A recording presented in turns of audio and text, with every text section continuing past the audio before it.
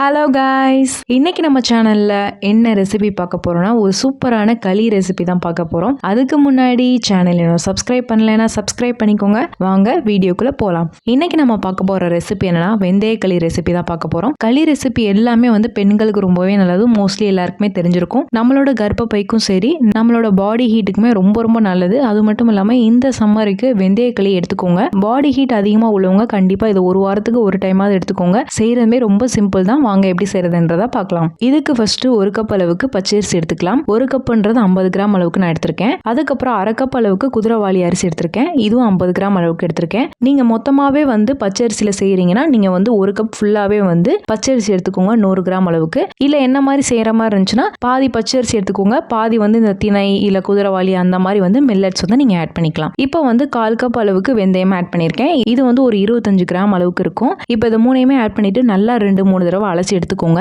அலசி எடுத்துட்டு இதை ஒரு 2-4 மணி நேரம் நல்லா ஊற வச்சு எடுத்துக்கலாம். பச்சரிசி சீக்கிரமே ஊறிடும். ஸோ நான் 2 மணி நேரம் ஊற வச்சு எடுத்திருக்கேன். உங்களுக்கு பார்த்தாலே தெரியும் ஓரளவுக்கு நல்லா ஊறிடுச்சு. பாருங்கள், நல்லா ஊறிடுச்சு. இப்போ ஒரு மிக்ஸி ஜாரில் ஆட் பண்ணிக்கலாம். மிக்ஸி ஜாரில் எல்லாமே ஆட் பண்ணிவிட்டு கொஞ்சமாக தண்ணி ஊற்றி நல்லா ஃபைனாக அரைச்சி எடுத்து வச்சுக்கோங்க. இப்போ பார்த்தீங்கன்னா நல்லா ஃபைனாக அரைச்சி எடுத்துகிட்டு இருந்தாச்சு. இப்போ நம்ம களி எந்த பாத்திரத்தில் கிண்ட போகிறோமோ அந்த பாத்திரத்தில் தண்ணி ஆட் பண்ணிக்கலாம். இப்போ தண்ணி நம்ம எவ்வளோ ஆட் பண்ணணும்னு பார்த்தீங்கன்னா 1 கப் அரிசிக்கு 4 கப் அளவுக்கு தண்ணி ஊற்றினா கரெக்டாக இருக்கும். இப்போ 4 கப் அளவுக்கு நான் தண்ணி ஆட் பண்ணிட்டேன். இதில் நம்ம அரைச்சி வச்சிருக்க மாவு எல்லாமே ஆட் பண்ணிக்கலாம். ஆட் பண்ணிவிட்டு நல்லா மிக்ஸ் பண்ணிக்கோங்க. நல்லா கம்ப்ளீட்டாக மிக்ஸ் பண்ணிவிட்டு அதுக்கப்புறம் ஸ்டவ்வில் ஆன் பண்ணுங்கள். இப்போ பாருங்கள், நல்லா மிக்ஸ் ஆயிடுச்சு. இந்த மாதிரி நல்லா மிக்ஸ் பண்ணிவிட்டு நீங்கள் ஸ்டவ் ஆன் பண்ணி வைக்கும் போது உங்களுக்கு எந்த கட்டியுமே விழுகாமல் இருக்கும்.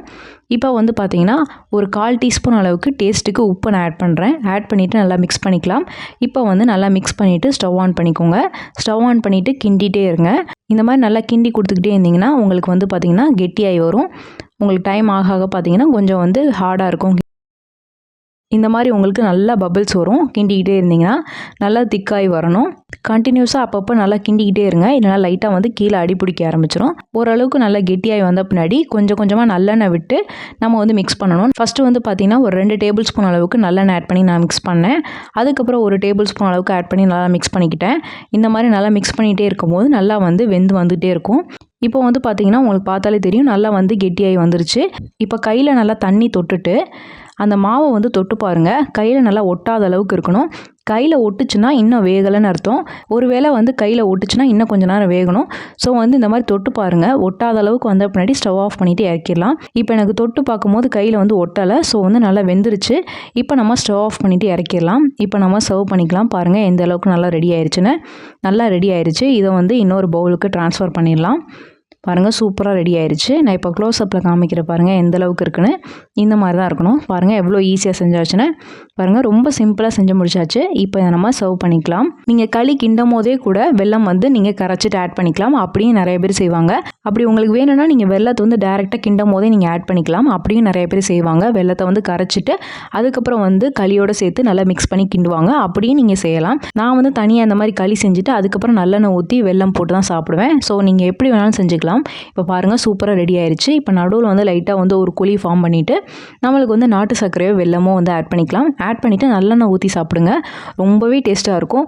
உங்களுக்கு பாடி ஹீட் ரொம்ப அதிகமாக இருந்துச்சுன்னா வாரத்தில் ஒரு முறையாவது இது செஞ்சு பாருங்கள். டேஸ்ட்டும் சூப்பராக இருக்கும். கண்டிப்பாக இந்த ரெசிபியை செஞ்சு பார்த்துட்டு எப்படி வந்திருக்குன்னு எனக்கு கமெண்ட்ஸில் ஃபீட்பேக் சொல்லுங்கள். இந்த ரெசிபி உங்களுக்கு பிடிச்சிருக்கும்னு நினைக்கிறேன். பிடிச்சிருந்தா லைக் பண்ணுங்கள், ஷேர் பண்ணுங்கள், கமெண்ட் பண்ணுங்கள்.